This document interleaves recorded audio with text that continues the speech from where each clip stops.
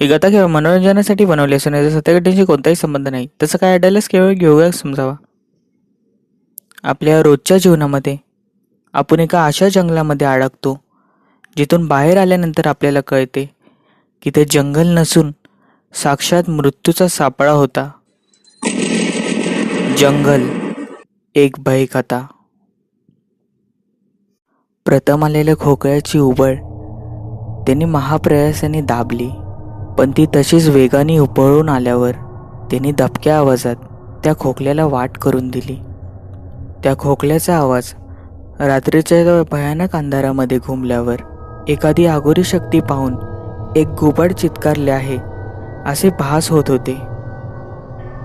तोंडावरचा हात त्याने बाजूला गेले. बिड्या ओढून ओढून त्याच्या छातीचा पिंजरा झाला होता. जुना पंख सुरू केला की जशी घरघर होते तशी घरघर त्या छातीच्या पिंजऱ्यातून बाहेर यायची. अधूनमधून खोकल्याची उबळ उपळून वर यायची.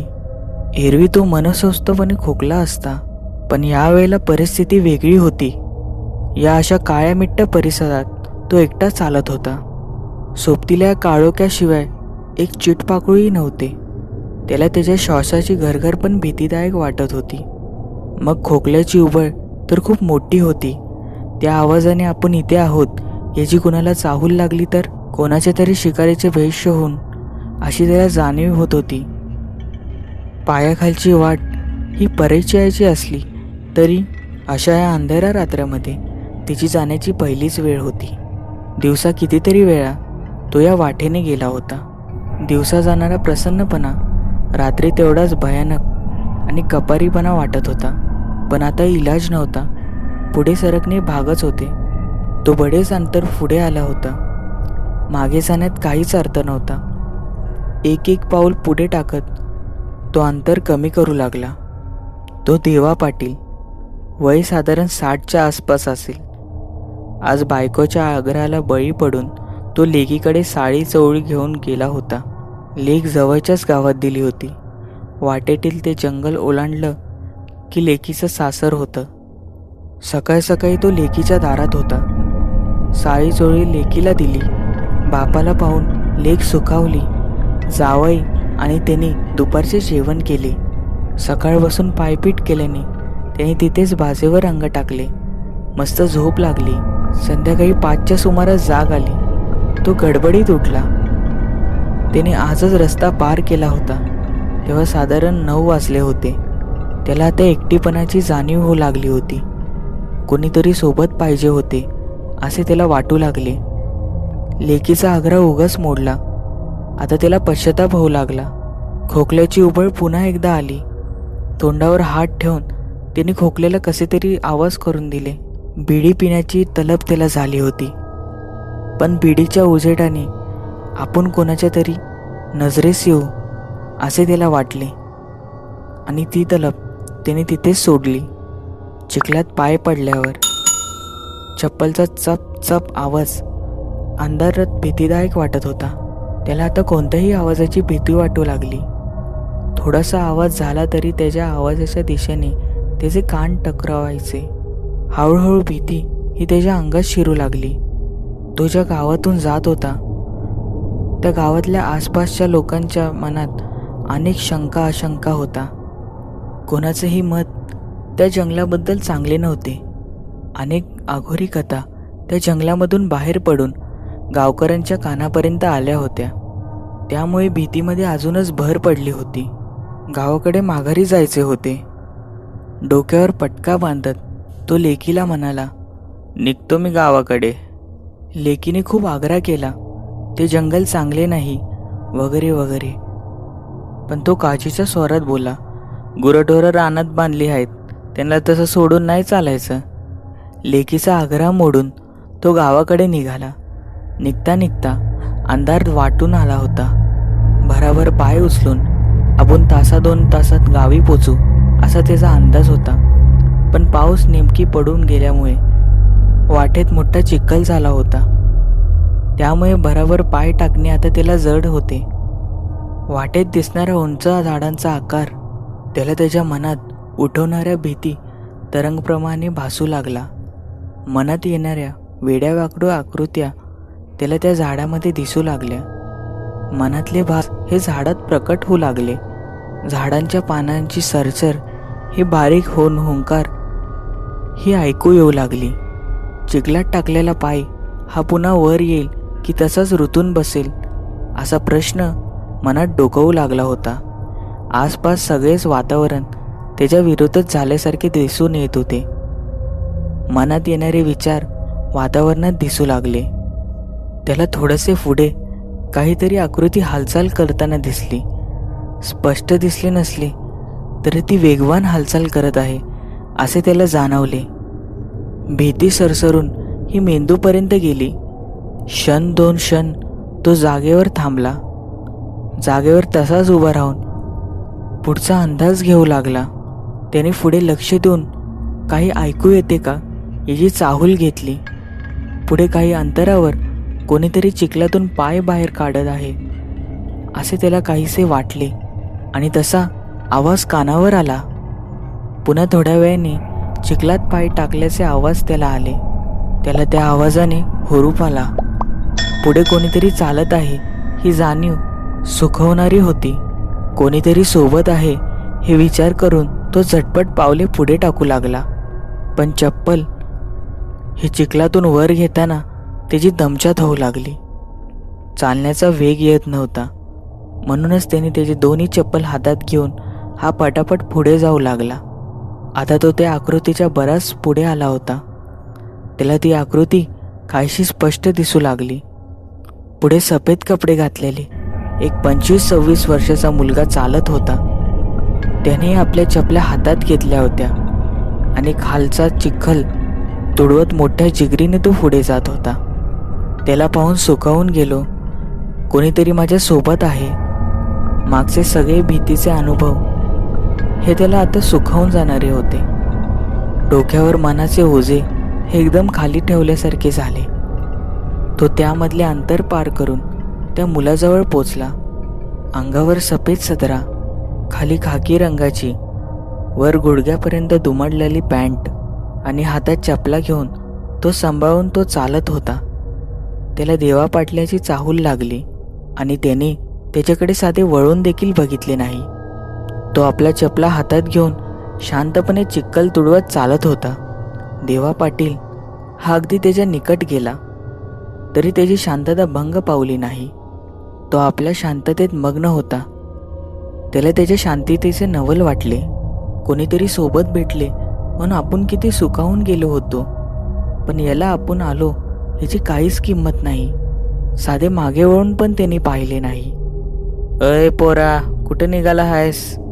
देवा पाटीलनी शांतता भंग करत त्याला प्रश्न विचारला. त्याला वाटले आता तरी काहीतरी बोलेल, पण त्याच्या विचारण्यास त्यावर काही परिणाम झाला नाही. तो आपल्या नादात पुढे चालत होता. साधे मागे वळून पण त्यांनी पाहिले नाही. अशा गडद अंधारात त्याचे असे मौन हे विचित्र वाटू लागलं. चकवा लागावा असं तो एकाच रेषेत आणि धुंदेत चालत होता.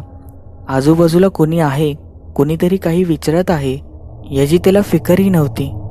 त्याची शांतता त्याला जीवघेणी वाटू लागली. सोबत भेटल्याचा आनंद त्याला आता कमी होऊ लागला. उलट हे प्रकरण आता काहीतरी वेगळं दिसत आहे असं त्याला जाणवत होतं. त्याचे पावलं धीमी झाली. काय करावे काहीच कळेना. त्याने मनाचा पक्का निर्धार करून त्याला पुन्हा एकदा आवाज दिला. अय पोरा, नाव काय तुझं? असं गप गप का चालला आहेस? एवढा सोबत मिळालो आहे तरी तोंडातून ब पण काढत नाहीस. काय मुका बहिरा आहेस वय? एवढे लांब लचक वाक्य बोलूनही काही परिणाम झाला नाही. देवा पाटील वैतागला. भीतीची जागा आता त्याच्या रागाने घेतली. तो झटपट पाऊल पुढे टाकून त्या पोराच्या अगदी समोर जाऊन थांबला. दोन्ही हात लांब फैलवून त्याची अगदी वाट अडवून धरली. त्या सरशी तो मुलगा जागेच थांबेल असे त्याला वाटले आणि तसे झालेही. शर्मर दोघांची नजरानजर झाली आणि पाटलाने फैलवलेले हात हे आपोआप खाली आले. तोंड भीतीने वसावे तसे मोठे झाले. नजरेत भीतीचा सनक चमकून गेला. पाटील हा आपोआप वाटेतून बाजूला सरकला आणि त्याला वाट मोकळी करून दिली आणि आधी जसा शांतपणे तो मुलगा चालत होता, अगदी त्याच धुंदीत तो पुन्हा चालू लागला. आता भीती आणि कुतूहलाने देवा पाटलीचा चेहरा काळवंडून गेला होता. त्याच्या नजरेतील तो थंडावा त्याला बरेच काही सांगून गेला. त्या नजरेत कुठलाही भाव नव्हता. डोळे आणि नजर कोरी होती. जिवंतपणाचे एकही लक्षण त्याच्या त्या नजरेत नव्हते. त्यात अशी जादू होती की त्याला अडवण्यासाठी दोन्ही हात वरती केलेले हे आपोआप खाली आले होते. तो उद्रिक मनस्थितीत अडकला. एवढ्या जंगलामध्ये हाच नमुना आपल्याला का मिळाला? इकडे आड तिकडे विहीर अशी परिस्थिती झाली. त्याच्यासोबत चालावं तर ती थंड नजर आणि नाही चालावं तर हे घनदाट जंगल. एवढ्या निर्विकार चेहरा घेऊन अशा भयानक स्थितीमध्ये तो कसा चालू शकतो, असा प्रश्न देवा पाटीलला पडला. तो या अपमानाने व्यथित झाला. तडप झडप पाऊल उचलून तो त्याच्या मागे मागे चालू लागला. चालत चालत पुन्हा तो त्याच्या मागे पोचला. पुन्हा त्याची ती चाल त्याला दिसू लागली. एव्हाना त्या दोघांनी किती अंतर चालले, किती अंतर कापले हे कळायला काही मार्ग नव्हता. पण ते एवढ्या वेळ चालत होते की काही वेळाने उजडून येणार होते. जंगलाची वेश ही संपणार होती. देवा पाटील हा आता चेकाळून उठला होता. त्याचे अहम हे दुखावले गेले होते. हा कुठला 25-26 वर्षाचा मुलगा मला टाळत होता. तो तनतन करत पुन्हा त्याला बोलू लागला. पण यावेळी बोलताना मात्र त्याचा आवाज हा धारकर आणि क्रोधित होता. ये पोरा, तुला येड लागले का र? मगाच बसून तुझं नखरं पाहतो आहे. नुसतं धुम्यागत चालत आहेस. काही विचारलं तर नुसतं थंड पाण्याने बघत आहेस. तुला काय माणुसकी आहे की नाही? का खोळ्यागत वागून राहिलंयस? एवढ्या अशा परिस्थितीत भीती वाटत नाही का रे तुला? भीती वाटली पाहिजे, त्याशिवाय तुला माणसाची किंमत कळणार नाही. देवा पाटील बोलत सुटला, पण त्यावर काहीच परिणाम झाले नाही. तो त्याच्याच चालीत होता. पाटील आता त्याच्या पुढे आला. त्याला डोळे वटारून त्याला भीती दाखवू लागला.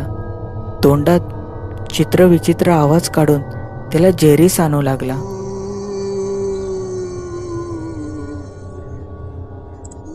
दात ओठ खात आता त्याला शिवा देऊ लागला. गुबड्यासारखा चित्कार आता तो त्याच्या तोंडातून काढू लागला. आता त्याला त्याच्या चेहऱ्यावर भीती पाहायची होती. भीतीने थरकापून कापताना आता त्याला बघायचे होते. तो त्यासाठी काही करणार होता. तो एकदा घाबरला की त्याचा विजय होणार होता. देवा पाटलाचा विजय होणार होता. फक्त एकदाच त्याला त्याच्या चेहऱ्यावर भीती पाहिजे होती. मग पुढची बाजी ही त्याच्या हातात होती. पुढचे राज्य हे त्याचेच होते. एव्हाना तांबड फुटायची वेळ झाली होती. काही क्षणातच पहाट होणार होती. जंगलाची वेश ही संपत आली होती. गावाची वेश ही जवळ आली होती. आणि आता देवा पाटील हा इरला पाटील होता. त्याने त्या पोराच्या दोन्ही खांद्यावर हात ठेवून हा जोरात हलवू लागला. आणि क्षणात ते घडले. देवा पाटलाला जोरात धक्का मारत तो मुलगा गावच्या वेशीकडे धावत सुटला. त्याला धावताना पाहून देवा पाटील हा चेकाळून उठला. तो मुलगा प्रचंड भीतीने पळून गेला आहे याची त्याला जाणीव झाली. देवा पाटील क्रोधाने लालबुंद झाला. हातातली शिकार अशी निसटून जाताना पाहून तो संतापाने बेभान झाला. तो पोरगा वाचला होता. तो मुलगा धावतच जंगलाच्या वेशीबाहेर आला. आता तो सुरक्षित होता. आता भीती ही पाठीमागे उरली होती. खाली गुडघ्यावर हात ठेवून त्याने मोठा श्वास घेतला. धावताना मोठी धाप लागली होती आणि त्याने मागे वळून पाहिले. पाठीमागे देवा पाटील हा त्याच्याकडे अगदी क्रोधाने बघत होता. आता त्याची नजर बदलली होती. नजरेत अमानवीय प्रतिबिंब चमकत होता. नजरेतील खुनशी भाव एवढा लांब पण स्पष्टपणे दिसून येत होता. साल्या, वाचलास तू.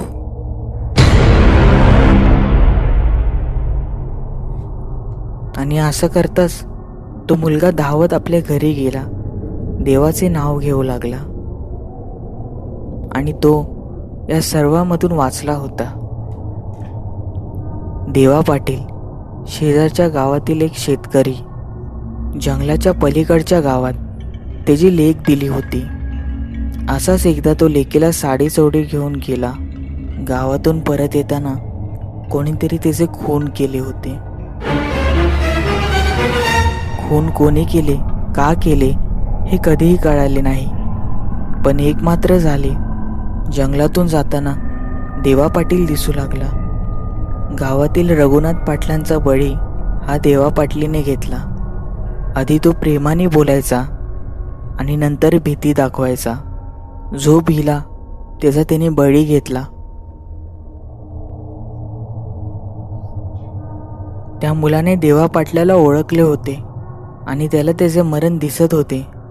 पण अतिशय निर्धाराने त्याने स्वतःच्या भीतीवर नियंत्रण ठेवले. चेहरा निर्विकार ठेवला होता आणि त्यामुळेच तो देवा पाटलाच्या धावडीतून सही सलामत वाचला होता. तर मित्रांनो, ही कथा तुम्हाला कशी वाटली? आवडली असेल तर लाईक करा, नसेल आवडली तर डिसलाईक. चॅनलला सबस्क्राईब नक्की करा. तुमचेही काही असे अनुभव असतील तर खाली दिलेल्या मेलवर नक्की पाठवा. थँक्यू.